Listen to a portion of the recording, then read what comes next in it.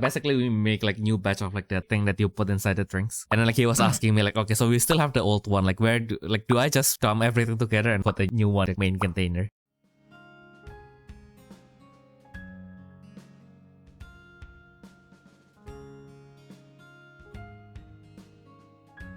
Hello everyone and welcome back to the Refresh Step where you recover yourself for the main step.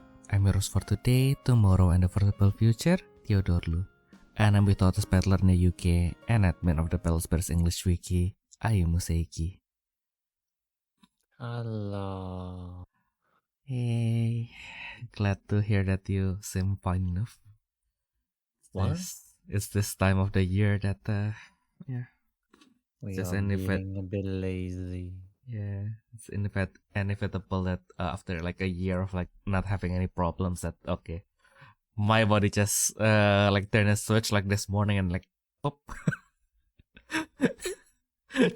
Now this is all the problems that you have been saving up for the whole year. Nice. Yeah. Hopefully I'll be fine enough soon. Because work has been pretty busy. So, and yeah, also Taurus PC exploded, so I'll probably have to be healthy soon so I can edit. I still have to edit a lot, so like, yeah, hopefully I can be healthy soon. But yeah, Get well soon. thank you.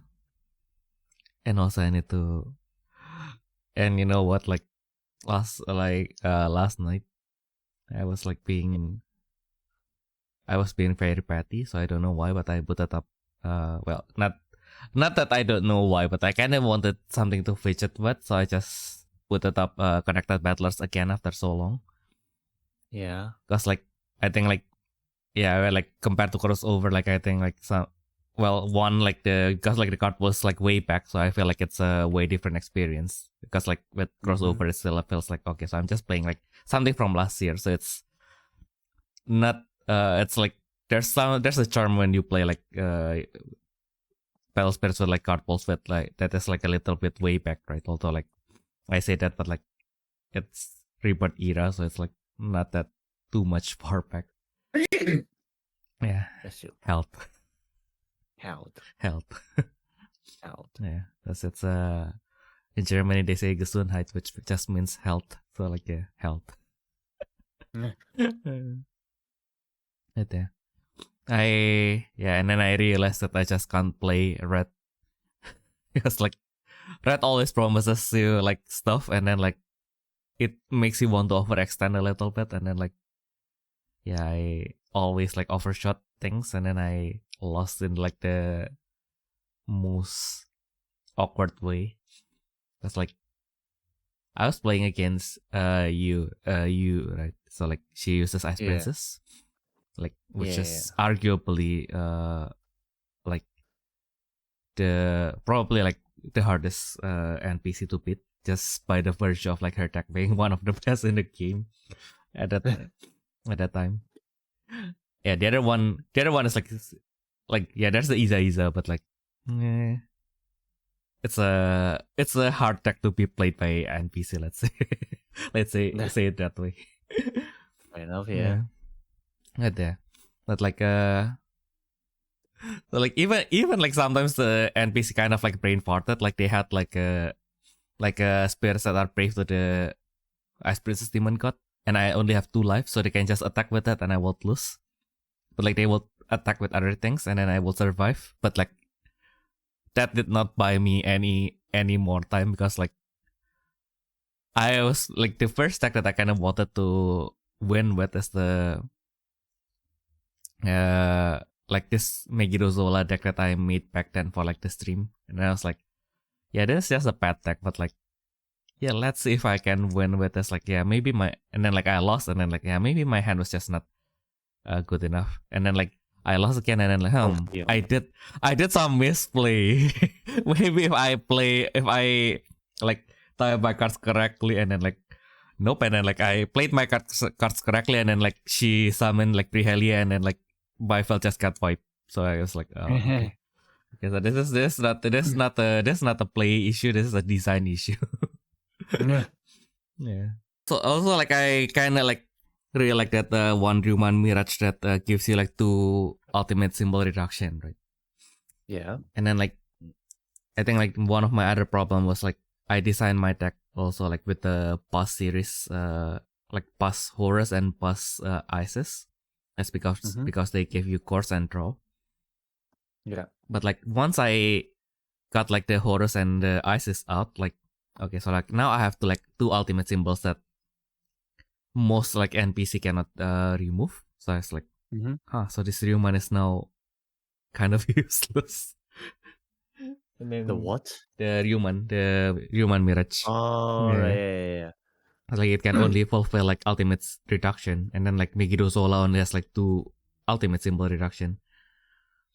Has like okay, so maybe like, and then like some games I feel like okay, so maybe I wasn't being aggressive enough, and then like one game I tried to the moment I have like 7 cores, I just summon like Megiddo Zola, and like destroyed everything, and then and then you summon what was it again? The Bulgaria. not Bulgaria. The wait, what? The extra. Frisium. Oh, Yeah. Frisium. Yeah, Frisium. She summoned Frisium and then everything just ends. Megiddo Zola cannot break like anything. Like it cannot break shit. I was like, oh my god. Yeah, that's such a random card I know, right? to have Mm-mm. in the era. I know, right? We were And then so the English gang met up like just now this week. Oh. Well, last week according to the recording. Mm-mm. And then we have like we play with this what do you call that in English? Other world format. Yeah. So to explain to those who never heard of it, because it is an abandoned format, it is basically 1 versus how many other players there are. So in our case, it was 1 versus 4. And then there was only one official Otherworld deck, and that was the Vanity Deity deck, or, well, you guys more familiar with Void Lords. And then the player also updated the deck a little bit with like the new Vanity Deities. And then, oh my god, Megiddo Sora was so annoying. Oh yeah. Like, so there were 4 of us. 3 of us were playing Contract Groundwalker. So it was 1 Hera and 2 Galaxy Scimitar. And then don't question why, but I was playing the Angels from Evangelion. Okay. Yeah, and then like literally every time this ultimate is out, and we were just like, we need to get rid of that first. Yeah. Yeah, like even with not doing anything, just milling to every player is just like crazy. I know, right? Yeah, but like at the end, the funniest part is like we lost because like the other world player managed to open what's the name? Ultimate Orion. So then everyone milled 12 and got that out and lost. No. Especially like facing Dark Souls, not gonna lie. It's a no hit run. Yeah, literally. Yeah, I think yeah, Megiddo Zola is like very strong, but like I mean like if you can get it like out early, like it's actually like pretty cracked. Maybe I need to make like a pure attack. Then that will actually be something, but like yeah. Because like after that I tried to play my Dracno, which focuses on pursuit. Boy, I thought it would be better, and then like yeah. I forgot that the anti-pounce from the grandson only applies during my own attack step. And then like she just cleaned my whole field, and then like okay, I only have 6 cores. Summon 1, pass my turn, and then I have nothing in my hand. And I just melt my own burst wall, so I was like Fun times. Fun time indeed. In the end, I was like, oh, okay, fuck, I need to sleep. So I just switched to arm machine gacha. Mhm. And like, okay, so like my first hand kind of break, but like, the funny thing is like, I summon. It's like the only good feeling that I got is like basically I was able to summon Yggdrasil at 1 core. Yeah. And then I attack, and then I already have Ragnarok in my hand, so I summon Ragnarok, Corpus 7. I advented, Grace Order. And then, you know what I open with Grace Order? One more Ragnarok. That felt so good. That felt so good. And then I think like from there it's just like, okay, so like she can stop my attack step once because she has Fair Brandy in her hand by default. That's like the promo that you got from like the Connected Battlers game. Like it's basically basically if you buy like the physical copy, and you basically have 3 cards that are like basically like the prototype of the contract cards in the game. But like instead of like it being one of your first 4 hands, it is like an extra card. Like if you get them, like basically Fair Brandy is kind of like a no-brainer. Like if you don't have any special needs, just put Fair Brandy in, and then you basically have like a Persual in your hand that costs 5, but like you can use it like basically like it's basically guaranteed in your hand. Pretty nuts. Wait, which one? The white one, the Ice Princess one. Yeah. I remember that. Yeah. I mean, like, of course, like if you play like in real world, like it doesn't come into your hand. It only works in story, by the way. Like if you play the free match, then it doesn't go to your hand. So only if you play in story mode, then before the game starts, the like one of like those 3 cards will go into your hand, and then like you draw 4 more cards. Pretty neat. That's the easy mode. That's the easy mode. Like the red one is like a draw 2, so like still pretty decent.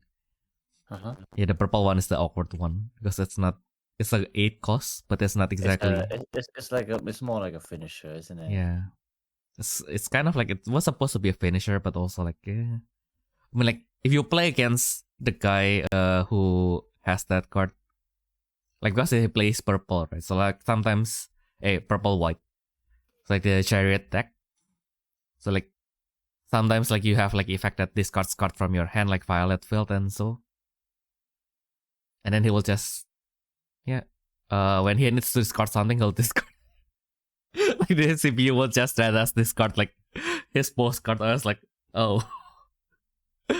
So even the CPU know that okay, like Chariot is probably like a way better finisher in a way. This is a little bit sad, but I guess it is what it is. Yeah, like so basically if you like, for example, like you set up like a volcanic frozen volcano, right? Like the CPU will just like eat it like every time. So basically like they wouldn't stop drawing even if you have like 3 frozen volcano. But like if you have like 1 frozen volcano and they have to discard something, like that's like pretty much the first card that they will discard. I was like, oh. Yeah. Like, okay, Sag card. Yeah. And you know, like the backstory of that card was basically like that guy, like the antagonist, like Sochi, he basically like almost murdered another kid just to get that card basically. Bruh. Because that card was supposed to be a tournament, so like the monthly tournament winner promo. Like the store tournament promo, and then like it was from like a past month or something, so like you can't get that in the store anymore.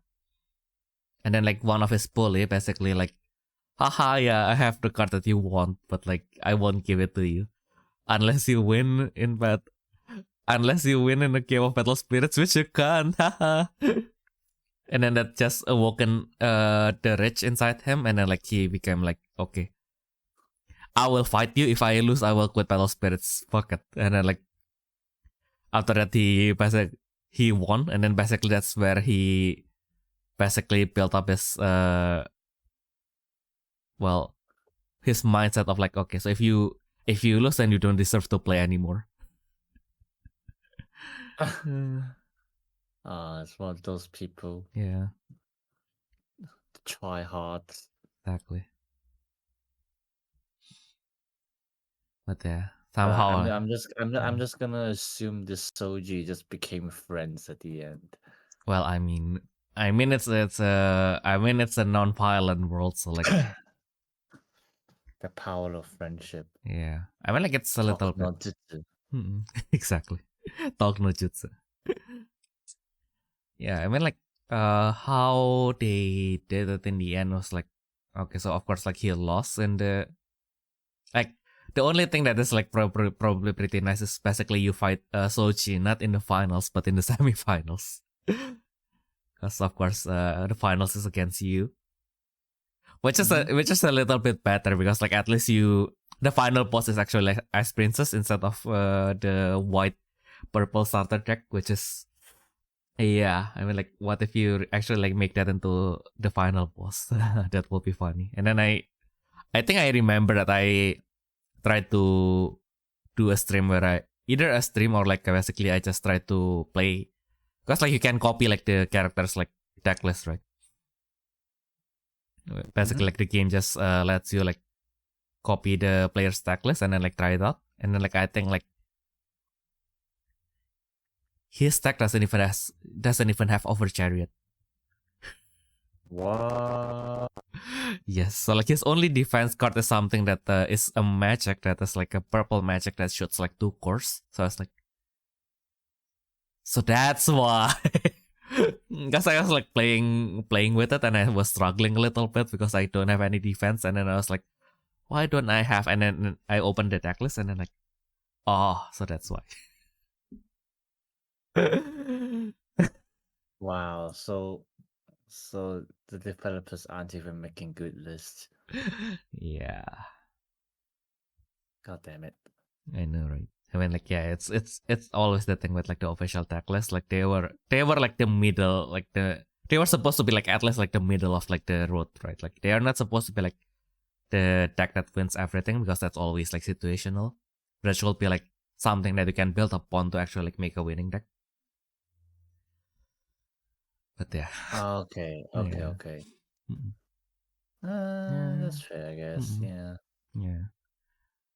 But yeah, I mean like that one's like far from like being like the actual like middle of the ground. Like the Ice Princess one, some weird choices, but like it's actually like, yeah, I think like if you take this, like you can see like kind of like, okay, if you take this one out, you put Grand Warden in, it is already somewhat decent. And then like there's this guy.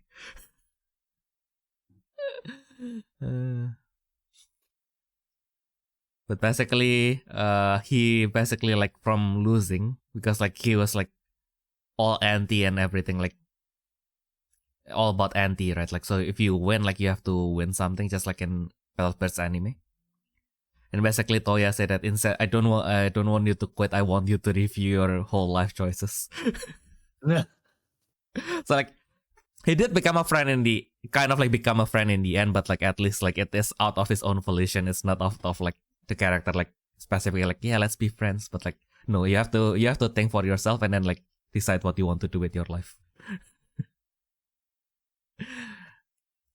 They're doing it a little bit in a convoluted way, but at least it's not directly like in your face. Like, okay, so let's be friends. That's fair. Yeah. Because like even in crossover, they don't exactly become friends, but like I think like the direction is more into like Sochi now wanted to be kind of like better for himself instead of like just blindly being the strongest. Because he thinks that he is good at Battle Spirits, and then like okay, so now what can I do with this? Because like they are living in a world where like being a pro is actually like something that is viable. And then like he decided, okay, then that's the path that I want to choose. And then that's why he played Java in like the crossover. So he basically like finally he plays something that is correct. That is befitting his title of like being like the favorite rookie.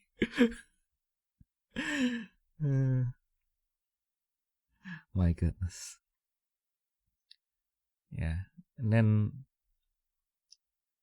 yeah, I mean like they are not exactly friendly, but like because I kind of skipped like the story in crossover a little bit because I kind of wanted to keep like the story fresh in my memory so that I don't want to commit the story to my memory because like I kind of wanted to do like the story run someday. I think it's going to be like a little bit.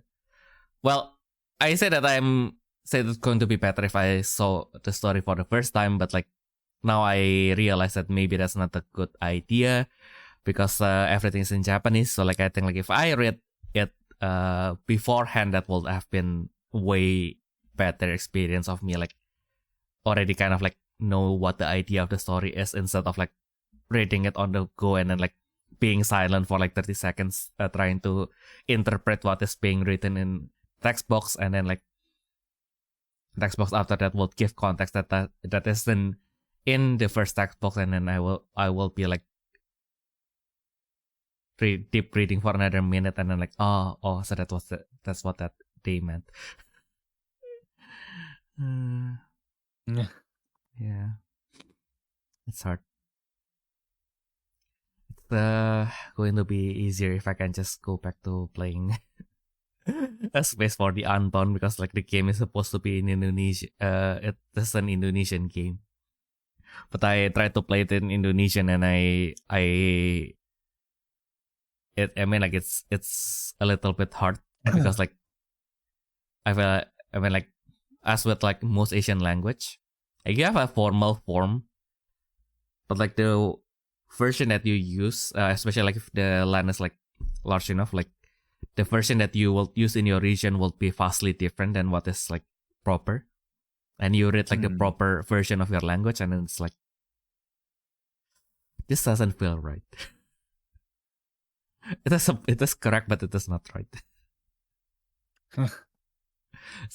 Like you see it, and then like grammatically this works, but like I don't think I will speak like that. But like I feel like I've heard people somewhere, in some other place, like say that. So I was like, this is not wrong.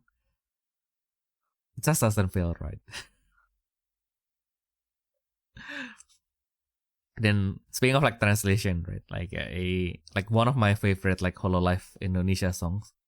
It's like unfortunately a Japanese song, or just sing out by Ayumu. And then I found out that one of like the subtitle that they included with the music video is in Javanese. So not even Indonesian, not just Indonesian, but also Javanese, which is the regional language of like the island of Java. Mm-hmm. I tried to put it on, understand nothing. It's like it's even more amplified in Javanese because Javanese has something like the Japanese Keiko, which is like basically like business English. Yeah. So basically, there's a proper way to speak Javanese. There's even a more proper way to speak Javanese that is only used in the palace. And then like there's the one that I use, which is like basically if you use this, you're a peasant. That's why my mom was like, whenever I went to like Central Java, which is like, well, it is central and like geography and like culture, like the cultural and the geographical center of Java, right? Like whenever I went there, like, and then I tried to speak in Javanese because like, yeah, I mean like it's in Java. I mean like it's in the cultural center of Java, so like why not speak Javanese? And then like my mom always scold me for like, yeah, you're not speaking like the proper Javanese, better just stick to Indonesian. Because you're not speaking like the middle class Javanese. So like just let's keep our like peasant Javanese like back in peasant Java and like East. Like, and then like I think like I tried to speak Japanese and like the clerks are like, yeah, look of disappointment.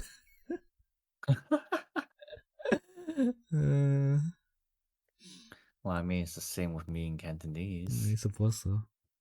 And my mom will be like, I'll be speaking Cantonese, and then my mom will be like, maybe you should just speak English because I can't really decipher your accent. Oh no. Yeah, that's even worse, I think. That's actually your second first language, right? Well, no, Cantonese is my first language. Oh, oh, I get that's even worse. It's just because I've been living in England for so long. Oh no. So that's why. I just realized that I haven't turned off my camera at all. Thank goodness I didn't put anything private on my table.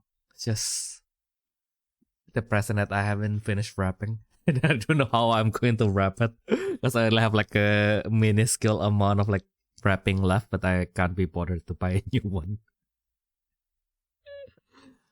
Yeah. It is the time of the year. Yeah, it's we had like a secret Santa that didn't really work out because it was like suggested like less than 2 weeks before it actually happened, and then everyone had their own plans. So like most of us didn't actually meet up and stuff like that. But like I bought what is it? I bought like what do you call that in English? You know those really fancy chocolate. That's like round. Truffles? No. It's Pralines? The round ones, yeah, pralines, right? Don't know how to. no. It's like that. round with Ferrero Rocher. There you go. I see. Yeah, I never knew the English name Ferrero Rocher. Yeah. Yeah, Ferrero Rocher. Yeah. So I bought that. Yep. As well as a bottle of mayonnaise for my target. And the reason is because he has eating disorder. Like, don't worry, we always talk about that. Like, he has eating disorder, which causes him to not like any kind of sauce. Like, he physically cannot ingest any kind of sauce just because like his brain goes like, no, you know. And so that's why I bought him a bottle of mayonnaise, and then like the Ferrero Rocher is more like the actual gift kind of thing. I see. Yeah. And then and I didn't go to like the secret Santa thing, but my roommate did. So and then my roommate came back and told me that like unfortunately our friend didn't really like the gift. Not because I was being mean, like as I said. He even jokes about it himself. But like it's just because he didn't like nuts. No. And I was like, no. And then my roommate's like, you're being a bad friend. I am a bad friend. No. For me, I decided to not give any food this time. I'm giving a food for the thought. So, because like we also have like a secret Santa thing going in like in the restaurant right now, and like yeah, Okay. I decided to buy a book. Cause and then like it got like Oh crap! Yeah, I could have bought a book. Yeah, I just remembered. Yeah, he really likes reading books. I should have thought about that. Yeah, I haven't even bought your. It was like 2 days. It was basically like the last day when I could actually buy something. Just because I was so busy about it. Like I was supposedly there were 2 days for me to think about it, but then like.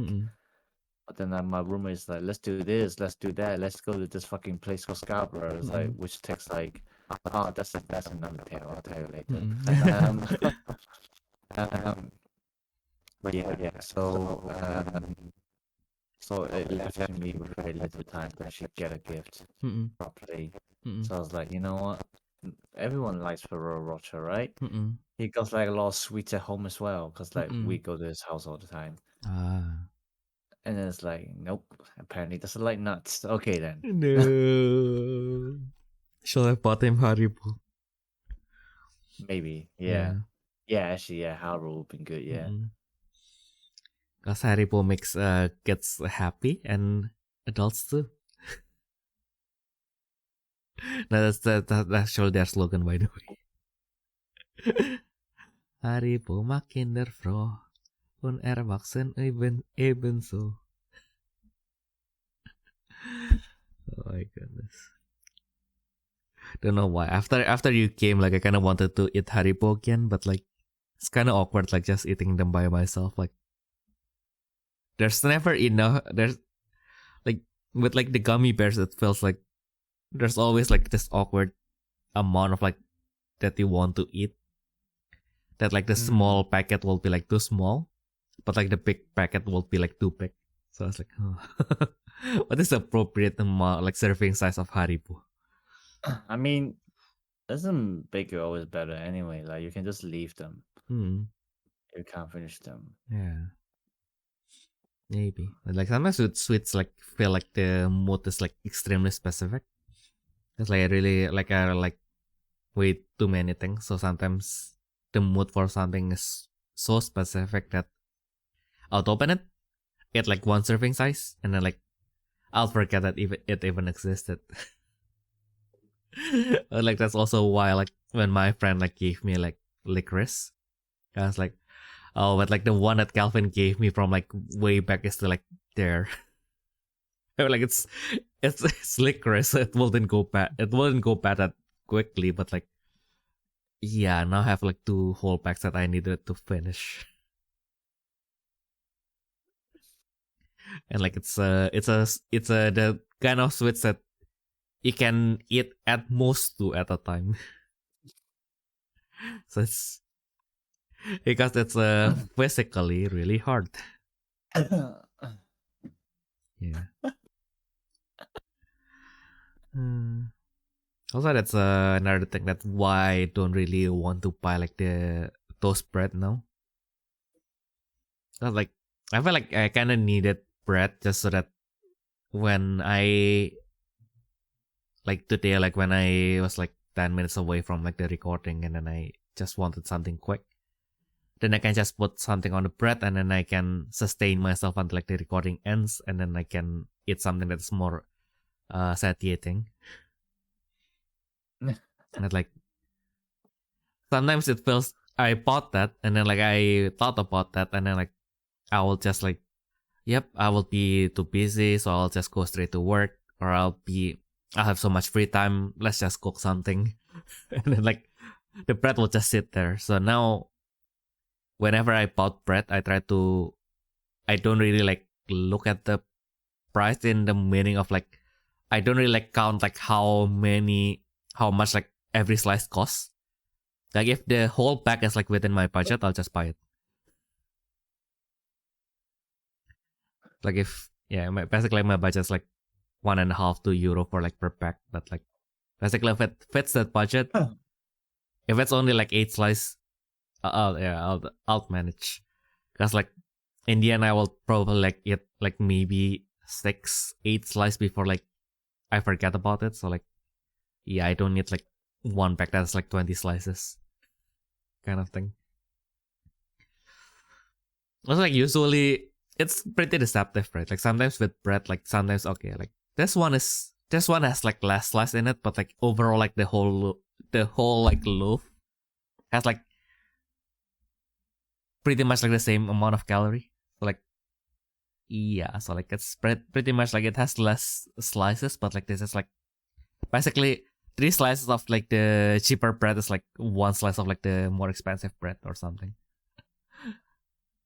Or maybe maybe not get the calorie, but like yeah, there's like sometimes it feels like, well, at least like yeah, I can be eloquent now that my brain is like spinning, and so spinning like a top, spinning like a Beyblade. But yeah,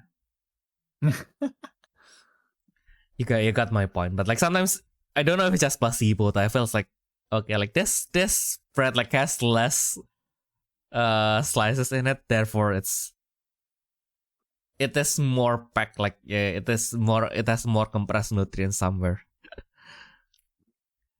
Like I suppose it's not really about like it being compressed. It's just like sometimes like the ingredients is just different, and then like some grains will have like more fiber, or like some processing will make it lose more fiber than the others. So like kind of like more into like how it is what grains are being used and how it is processed. That is actually doing something, and it's always like they actually like give you like a 1-to-1, as in like 100 gram versus 100 gram, but like yeah, you see the whole pack feels like roughly the same. So like yeah. Also maybe yeah. I mean like I feel like I guess like some breads like is physically like more dense. So like 500 gram of like certain kind of bread is like way smaller than 500 gram of like other bread. Maybe I'm not exactly too far off, but like are you listening to yourself? Yes, exactly. You're comparing 500 grams of something to 500 grams of other things. They weigh the same. And then it's not that they weigh the same, but like they are physically like, because they are not as dense as the others, they are like physically bigger. Like the loaf is like larger. Okay. Yeah. Because it has air inside. Well, not exactly air, but like it has like lots of like what was it again, like because like the air expanded, like it has like empty space inside. Yeah. And don't know how to explain that in English, but yeah. No, I kind of get what you mean. Yeah. Yeah, the air pockets. So how was the bread? How was the bread? So like yeah, now the bread that I'm currently eating is the white, supposed to be freshly baked bread. Maybe not the freshest, but like still, don't know why it looks like a normal like the commercial toast, but like it is more crunchy. So it's better. Question mark. I don't know if it's the bread that's actually better, or my decision to splurge on like the pistachio cream, because I really like pistachio, and like yeah, pistachio cream without like anything else, like because like if you buy like pistachio cream stuff, so they will just slather it with like so it will be like 3 metric tons of pistachio cream, 3 metric tons of chocolate, 3 metric tons of sugar, 3 metric tons of blah and blah and blah and blah. And then now it's like way too decadent. And then, but like if you just eat it like just the cream, or like you put like a little bit of cream, a little bit of chocolate, that's actually like pretty nice. Yeah, everything in moderation. Everything that's too decadent is like, alright, it's just me being old now. So I was like, yeah, I mean like can kind of understand now, because like some of my customers, they don't really like the skin of the duck because they think it's too fatty, and I was like, I heard that and I cannot compute, because for me, because like I'm still like 25 in my head, so I was like, yeah, skin is the best part always. But yeah, you're right. Yeah, you are correct. Exactly. Or maybe it's just culture, because like I think like with I felt like in Asia we put more emphasis on like how food tastes. So like we really give like a lot of credits to like very fatty part of the meat, kind of like, while like the Korean really likes like I feel like in this case it's more about the texture instead of yeah taste. I feel like yeah, true. Yeah, because like let's be honest, like you're using the same sauce Mm-mm. to marinate the whole duck. Mm-mm. So I don't see how the skin would be like different to the meat Mm-mm. in terms of taste. Yeah. So I feel like it's more about the Yeah. it's more about the The texture. the texture. Yeah. Yeah. I think like yeah. Because like yeah, we're not far off from the time where we have to like eat everything. But I think like in Europe, because like how prosper they became, it's like easier for them to kind of like start to like, okay, so like we know the skin is probably like the health, not the healthiest part. Let's focus on like the meat kind of thing. Well, it's generalization, but like I guess think that's I think they probably more just think the skin is dirty because it's like the most outer part. maybe. Who knows? Yeah. Also, like it's significantly different in texture, right? Like if you're not used to eating it, then especially like Well, depending I on mean, how. on the other hand, though, British and German do eat pork crackling. So Yeah. wait, but maybe wait. I think that's a peasant thing, though. Maybe I don't know. Maybe. But yeah, I mean, like if it's peasant thing, also like I mean, like 90% of like the population are like peasants anyway, right? Like. Let me have a look. Pork crackling. Oh, can I get a Wikipedia page, please? I don't want recipe. Thank you. Why not? Oh, I always thought crackling is the skin. Mm-mm. Oh, I suppose kind of is. Mm-mm. It's the skin and the fat kind of mixed together. Yeah.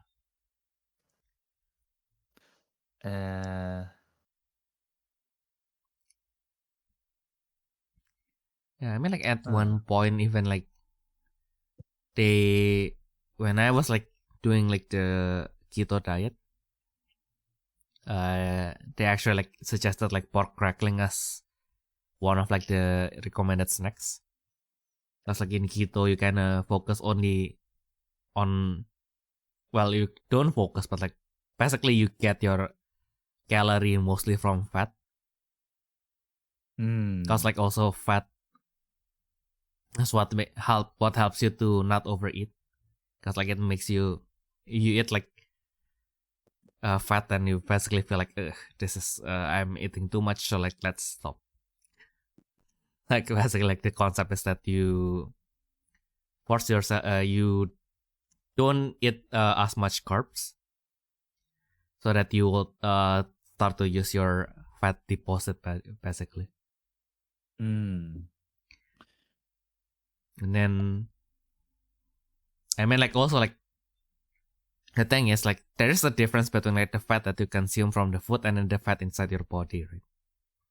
That's like that's like the fat that you consume to your food is just, it's basically just another chemical. It's going to be converted into calorie. But like the one in our body is basically the energy that we did not use. Basically like the nutrients that we don't use, and then they just convert it into fat, so that we can have some like when we have nothing to consume basically. Yeah, and then so basically like because of that interpretation of the diet, so basically pork crackling, which has no carbohydrate or close to zero carbohydrate, becomes like kind of like the ideal snack. Because like most of the calorie that comes from it, like it's from fat. So of course, if you want to be healthy, you kind of have to be really selective with what fat you consume.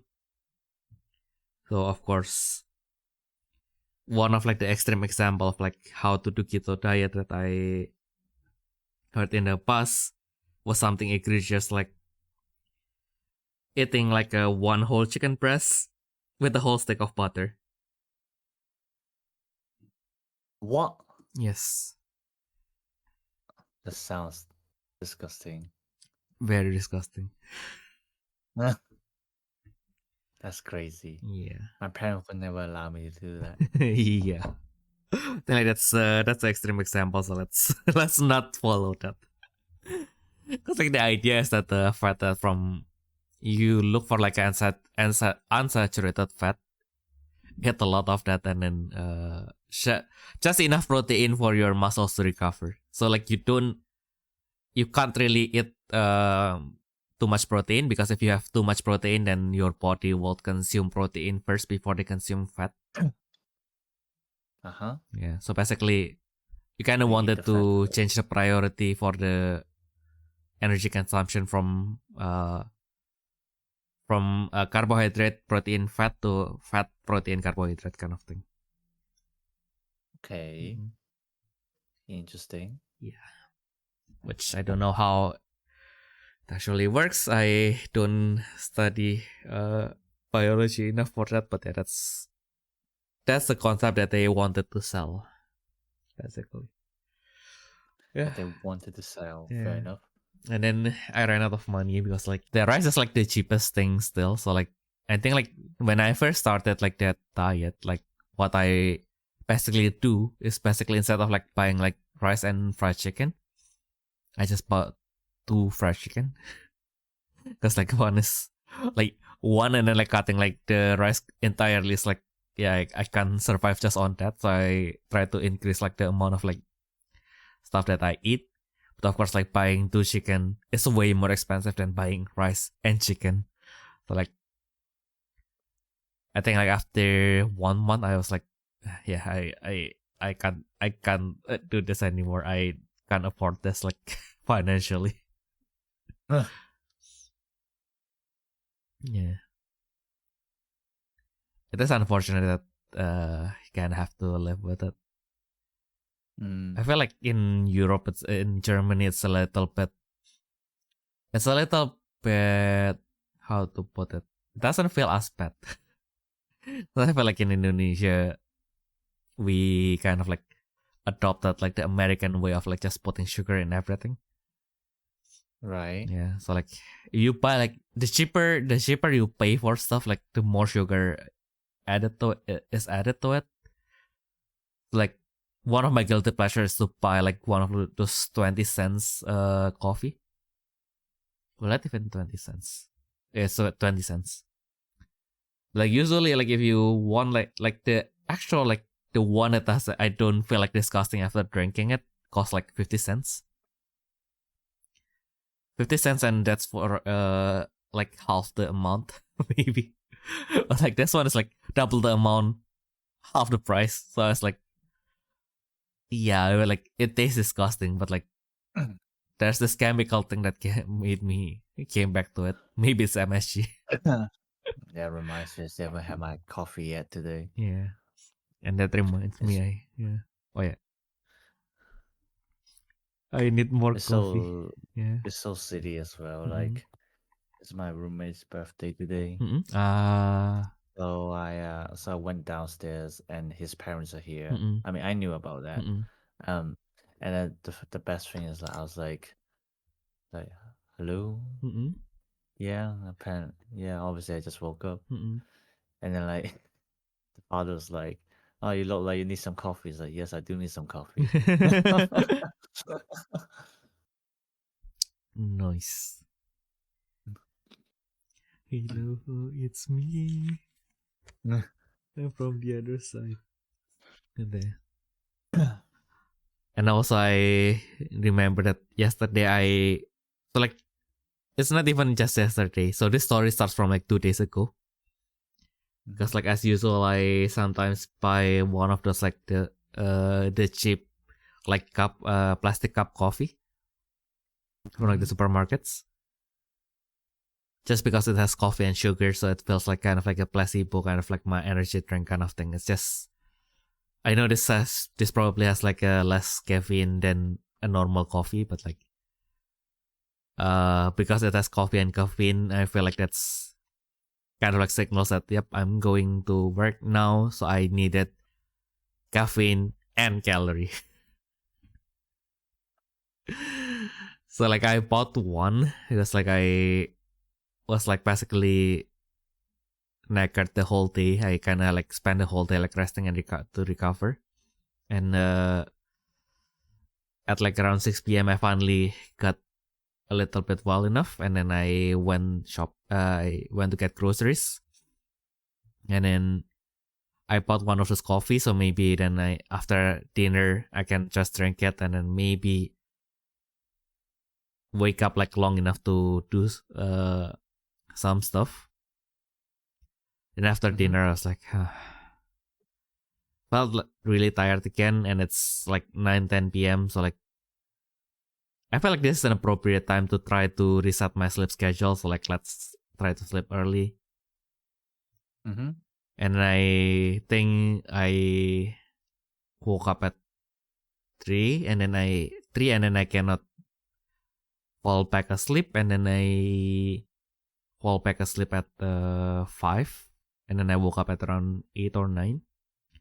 Damn. So I just brought it to work, and then I left it in the train basically. Such is the fate of like the cheap cup coffee, to be forgotten and left inside the train car. Never to be drunk, because I feel like there's a really small chance that people who found it are going to drink it, because like, yeah, who knows what is inside, right? And anyway, there's no guarantee that they want to drink coffee anyway, so yeah. There's that as well. But yeah, it is getting to that time of the year where I kind of just want to relax, but I don't think we're going to have, like, because like last year, right? Like we have a kind of like we closed the restaurant for like the first week of January. I don't think we'll have that this year. So we'll have to see. I know. Maybe they will just move like the break to some time else. Hopefully, yeah. Yeah. But yeah, I kind of wanted to just relax. Don't know what at this point. I don't know what job I will be able to do, because I feel like I've been sadly unemployed for so long that it's hard for me to kind of like keep a schedule. But like I don't know what career option there is that will allow that. Like I feel like all the career options that I know kind of like requires me to either work all the time or work for like a set schedule. Like yeah, kinda like not realistically speaking, but like so this is not realistic. So this is just like kind of like just kind of like my bathroom thought of like what kind of lifestyle of work that I kind of wanted to achieve, which is I know that it is not realistic, because in this day and age it is going to be hard for any business to compete with this kind of business model. But like I felt like I kind of wanted to find a job that where you kind of like work intensively for like 3 months or something, and then you get like the next 3 months free,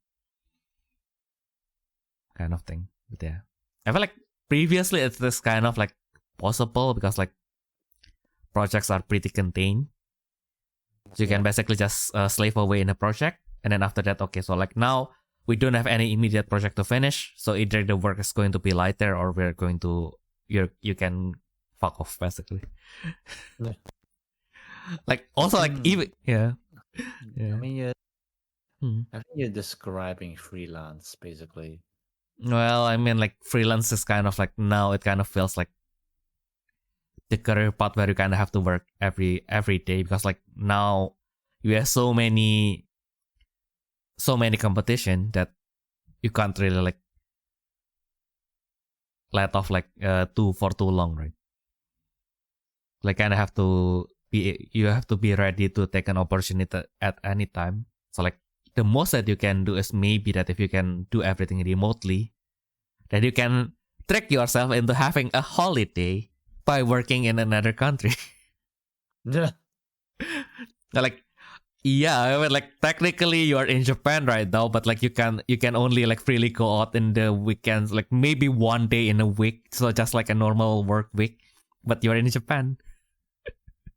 Why in Japan? Yeah, I guess that still counts, but like that's still that is still like way better. But like, yeah, like that is from our perspective of like not living that life, right? But like if you actually live that life, yeah, I mean like sometimes like if you have to work that much, I feel like at some point you will appreciate like familiarity a little bit more. And I don't want to wake up in like a foreign, like in any foreign room, even if like it doesn't have to be like in another country. I don't want to wake up in a hotel room that is inside my own city. Because like maybe I book it with my friend for a convention, that so that we can just maximize our time in the convention. Because like now money is not the issue, time is the issue. So I kind of just wanted to be near the convention center as much as possible, kind of thing. But like I don't want to wake up in like a different room from my own room. Yeah. Well, then you don't have the spirits of of traveling then. Yeah. Yeah, I mean like I'm a moderate traveler, I think. I feel like I have to go somewhere like once a year, like at more than once a year, but like I have to go somewhere, but like I don't want to go like every time, so I don't know if I were given the opportunity, would I want to be like kind of like a manager where I have to go and basically like help like open up like a new branch in another country for like 3 months. Yeah. I mean like, well, maybe if it's 3 months then it's going to be okay, because that at some point I will feel like familiar enough with the place. But if I only stay there for like 1 month and then I need to go to another country like the next month, yeah, that's probably too much. If I have to go to like, okay, so like you go to this country 1 month, you work in you go back to the office and you work in the office for like 6 months, and then you go to another country for like 1 month, then maybe that will still be okay. But yeah, you know, like that's. Oh no, he has the corporate slave mindset. Exactly. I want to stay in the same office for 6 months. Yeah. I don't know. I am saying all this about the things that I don't have. So like the only corporate life that I know has always been staying in the office for like 12 months straight. And then like, well, 11 months straight, and then like maybe I'll go to Singapore or Malaysia or Japan if I have the money. I think like, yeah. In the end, I was able to go to Japan again after like 4 years. 3 years, I think. Like 3 years into my job, then I was able to. I don't even save enough. I think I just use my yearly bonus basically to buy the ticket. Or it's the other way around. So I save up for the ticket and then I use my yearly bonus for like my expense basically. Yeah. Yeah, I miss that's the only thing that I miss from my corporate work, man. Yearly bonus. That's such a game changer. You don't get that in the service industry, unfortunately. Like, yeah. I miss corporate work because of the yearly bonus. I'm such a corporate drone. If you give me salary, I'm content. I wouldn't ask for much. I just want salary. Yeah, like other people will complain. Yeah, I want a promotion. No, you give me money, I work. To have to stay like doing the same thing for like the next 10 years. I'll complain, but I'll manage. Have I talked about this maybe with you but not on stream, but like in a non-stream on podcast. It's like, this Japanese novel that I read about a woman who's content about just working in a convenience store. Yeah. Yeah. Just going on like a minimalistic life. Exactly. And then she's content about that, which like I don't know, it's a very interesting feeling to have. Like I think currently, unfortunately, I'm still a bit too ambitious to feel that way. Yeah. But I also hope that maybe someday I can feel the same. Like it definitely looks like a nice feeling. Yeah. I feel like if you're ambitious, like that's just the scale of the comfort will be different. But I feel like you will That's find it but like that's eventually. what I Yeah. mean, right? But like in like the in the story or like some people in general, right? They're content with just like having a stable job and then just like kind of like just having like little to nothing in their life. Oh yeah, I can't do that. Yeah. I'm way too pessimistic to be having my wallet too close to nothing. I need not pessimistic. What I'm too anxious if I mean, like I kind of have to do that now because I am still a minimum wage worker. But like, yeah, I would be probably too anxious to if I was able to afford it, I will try my hardest not to have like zero money in my bank account ever again. It just gave me Yeah. anxiety. Yeah. Oh, zero money in your bank account. Ooh. Exactly. I mean, like because like you never know, right? Like, sometimes like Yeah. it is kind of like an awkward thing to discuss that you don't want to have too much money, but like it's always the awkward line between like okay, so like now you have to like you have Jeff Bezos where so you don't need that much money, but like there's always that fine line for but when like okay, so I just wanted to make sure that if I were to get caught up in something, I have the money to solve the problem. And Yeah. and Jeff Bezos level of like okay, so I don't know what to do with this money anymore, so I'm just going to build a rocket that is shaped like a penis. Yeah. But that's always kind of like hard to say that because like sometimes the wage gap is so large that like the moment you have like a minuscule of like extra amount of money that is left in your bank account after like the month ends, like people just assume that you have like all the money in the world. It's like yeah.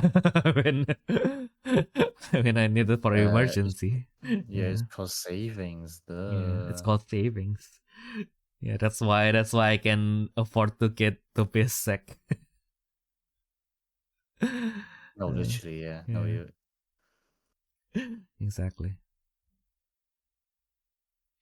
Yeah, it's just so like my friends were over for the week, and then like during that time, my gas stove broke. Oof. It's like it was like it's like a simple thing as well. So like I don't know, I can't remember if yours is a gas stove, but I like know, basically, mine's electric. yeah. So like we have a fire igniter on it that you can press while turning on the gas.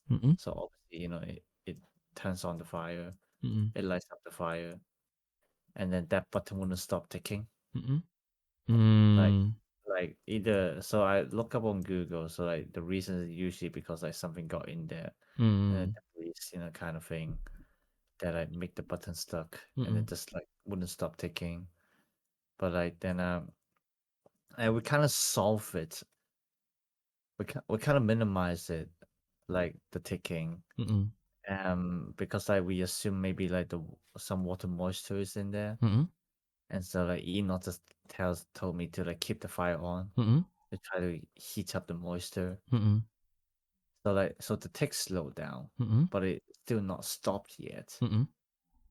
And then so like my roommate came back from work, and then he decided to just obviously we turn off the main gas supply, and then he just flip up the whole stove basically. just to have a look. Mm-mm. And then they took out him and Enoch took out that one thing that like that makes the tick. Mm-mm. And then try to wash it. The funniest part is like, the tick is actually connected to electricity. Oh. So Okay. like my roommate first tried to touch it, Mm-mm. and then he got like a mini shock and ow. Mm-mm. And then the best part is Eno was watching him, Mm-mm. and then he just went, "Oh yeah, let me try that too." And then he just like touched it, and ow.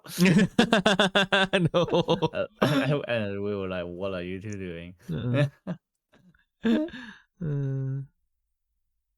Yeah, that could have been gone. That could have gone bad real fast. Yeah, and then what was it? And so yeah, they took out the thing, and then I just left it in like a solution Mm-mm. to leave it clean, Mm-mm. and then left it dry for the night. Mm-mm. And then the next day, we try to put the thing back in, Mm-mm. and then so it stopped ticking. So this issue is solved. Mm-mm. Well, that's the other. There's another issue now. Mm-mm. So the gas was leaking. Mm-mm. No, that's that's a pretty big issue. Yeah, and then like we looked down, and turns out like I think we believe that one of the pipe was loosened up. Mm-mm. Probably because like while like my roommate was trying to fix it, was trying to put the stove back in Mm-mm. place. Like what he did, like they want to use it. Mm-mm. There's the hammer and stuff. Ah. Yeah, that would explain it. I see. And then so basically, Mm. I mean, we already spent one night with no gas, Mm-mm. and what it meant is that there was no hot water or heater. And then we were like, oh, do we really want to spend another day with no gas at all? Mm-mm. Yeah, that's torture. But then we had to save money, right? So Mm-mm. like my friend was like, oh yeah, my parents are coming on Saturday, well today. Mm-mm. And like his dad is like some kind of workers, and obviously Mm-mm. being like a British bloke, Mm-mm. he's used to living in houses and to solve the issues himself. Mm-mm. So like my roommate was like, yeah, I'll just ask my dad to see if he can fix it, but they have to wait till Saturday. Mm-mm. But like before he suggested that, I was already looking up phone numbers and everything like that, just to see if there's anyone who can fix it. Mm-mm. And then so we and then so like so while we were waiting for response, like someone else was like responded to me because I left like a voice call on their Mm-mm. phone number. Mm-mm. And then so and then that was like during like it was like 11 a.m. in the morning. And then like he was like, oh yeah, I mean like this place doing some boiler work right now, can come down like 2 p.m. Mm-mm. And then I was like, can I know the price first? But then is it okay if I ask about the price range first? And then the funniest part is like by the time he replied, it was already like 1:45 or something like that. And then I assumed that he'll be driving over already. So I was like, but then like he said it was like what, 90 pounds. So I was like, you know what, sure, I'll take that.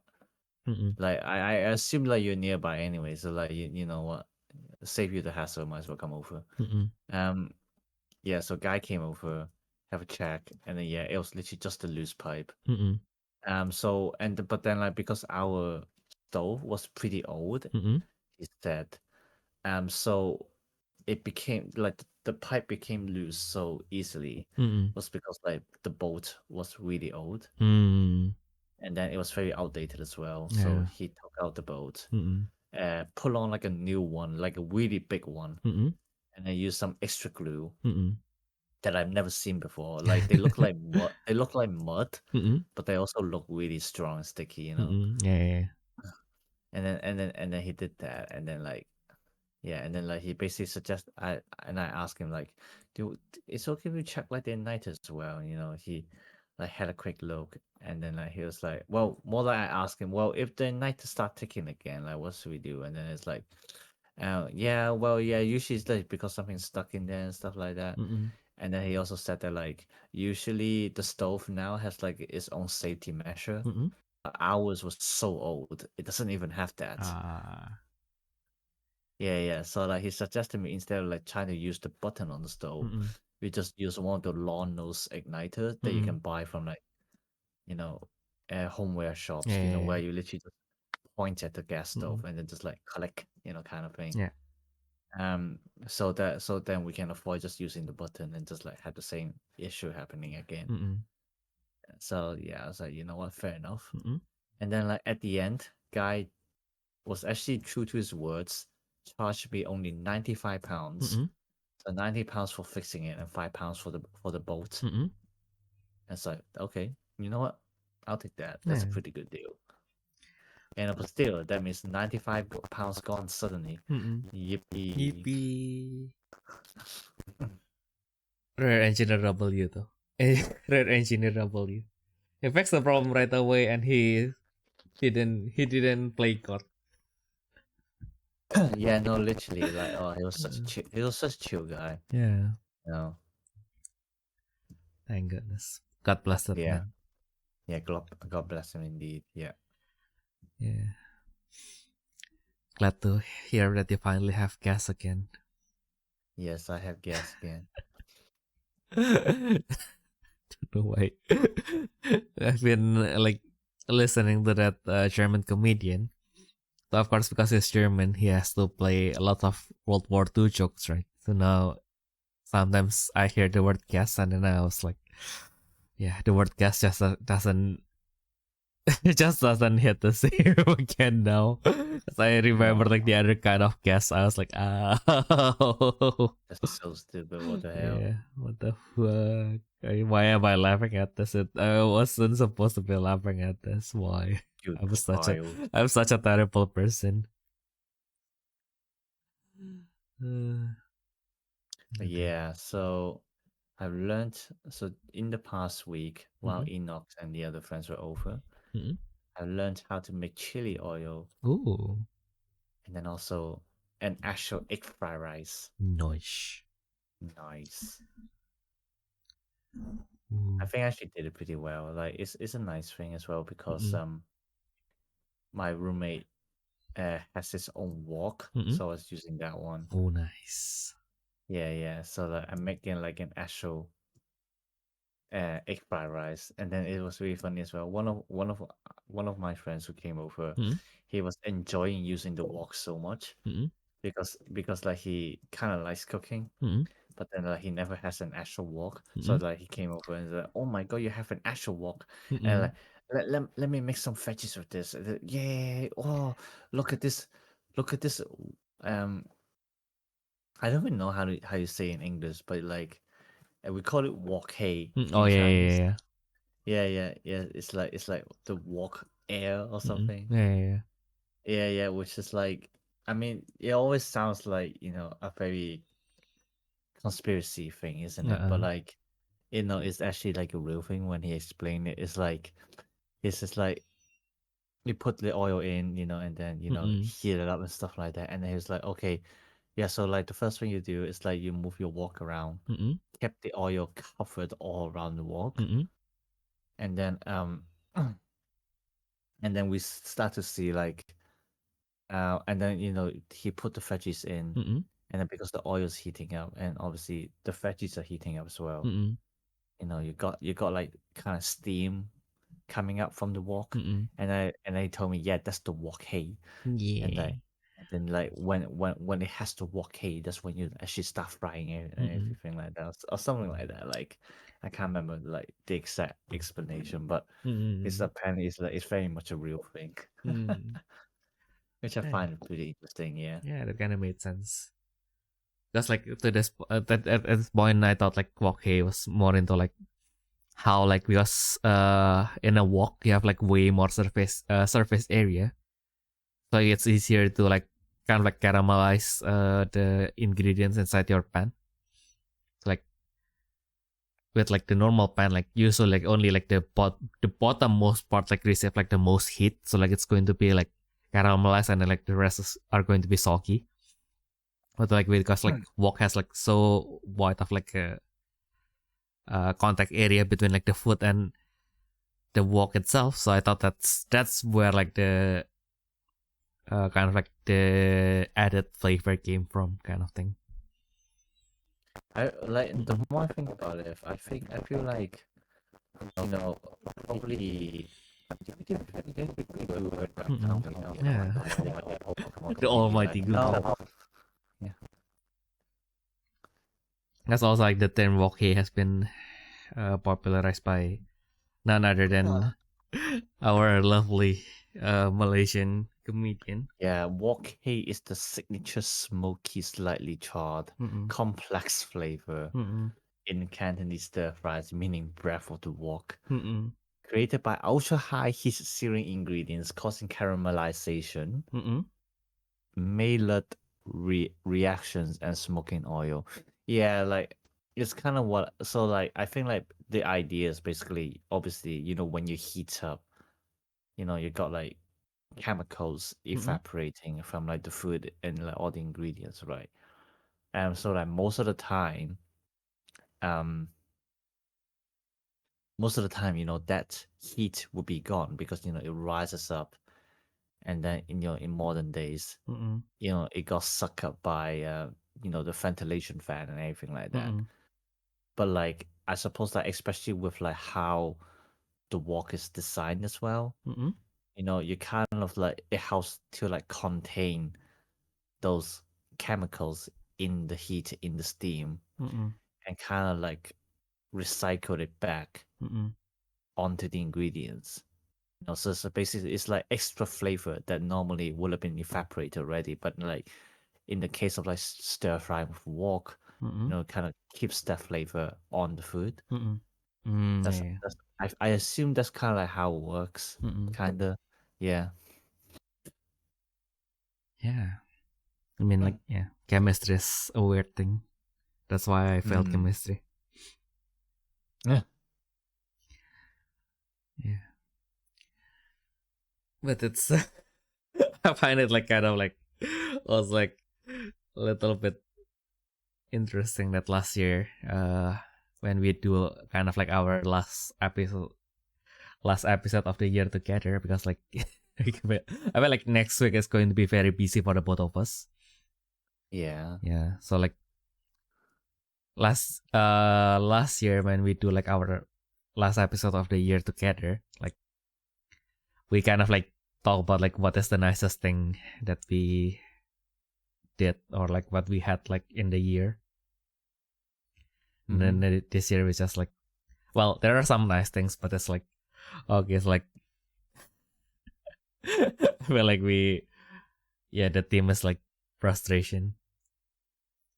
Not exactly like, when like, I mean, not exactly, no. It's just just some mishaps. It's just some mishaps. It's called adulting. Exactly. It's mishap, like adulting and the mishaps that happens with it.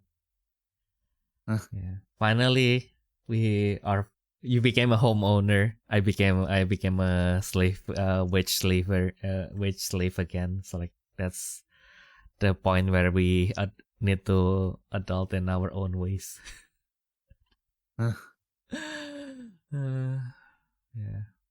Hopefully next year I'll upgrade myself from a wage slave to a corporate slave.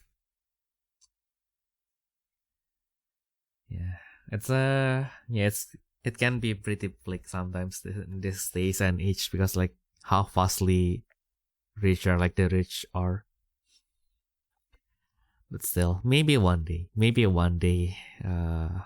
things will change. Don't know. Maybe one day we'll find that oil deposit in your backyard, and you'll be, well, don't know. Maybe it's also kind of like a far-fetched. I mean, like, not real far-fetched, but like I think like nowadays it's going to be harder, because like there's always the argument that who owns like the oil below your backyard, even though like you own like the land. I don't think I want to dive into that, but yeah, sure. Yeah, because like I feel like the last time there's this kind of discussion was like, I think like it's in the US, so like someone actually like found like an oil deposit in their backyard, but like, it got seized by the government. It doesn't get seized by the government exactly, but like they didn't get the permit to operate like an oil rig there, because like you only have like they argue that they only have like the rights to the surface of the land. So it's like okay. Oh well, yeah. One day we'll find something. Copian. Yeah. I guess. Yeah. Now that I have also learned from my mistakes that maybe this is just the pain of adulting. Hopefully, this year, regardless, we have learned a lot. We have experienced a lot, and yeah, we had some fun on the way. So I guess why not? So if you guys have any other questions, comments, or requests, do feel free to always send it to us at the therefreshsteppodcast@gmail.com, or just simply comment down below. Yeah, I guess that has been everything that we can share for this year. Well, this week. Lamau. But yeah, we hope that you guys have a nice week going forward. By the time you listen to this again, Christmas will have passed, so Merry Christmas to you all. Merry Christmas. And Happy Holidays. Yippee. And we'll see you in the next time. Bye-bye. Bye-bye. Wait, my mouse is stuck.